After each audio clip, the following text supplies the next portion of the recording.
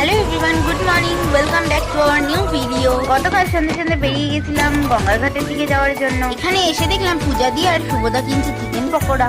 আজকে চিকেন পকোড়াটা শুভদাই খাইছে। গঙ্গার ঠান্ডা হাওয়া খেতে খেতে আমরা খেয়ে নিয়েছিলাম চিকেন পকোড়া। চিকেন পকোড়া খাওয়ার পর সবাই মিলে দিচ্ছিলাম একটু আড্ডা। গঙ্গার ঘাটে অনেকক্ষণ কাটানোর পরে আমাদের ডিসাইড হলো আমরা যাবো চা খেতে। তাই সবাই সবার বাহনদেবকে নিয়ে চলে গেলাম চা খেতে। যারা আমার নতুন সদস্য আছো তারা প্লিজ আমাকে একটু সাপোর্ট, লাইক, কমেন্ট, শেয়ার করে দিও। আর নেক্সট ভিডিও পেতে আমার পেজটাকে ফলো করে দেখতে দেখতেই চলে এলাম আমরা কলকাতা টি। এসেই সবার জন্য আগে আনা হলো চা।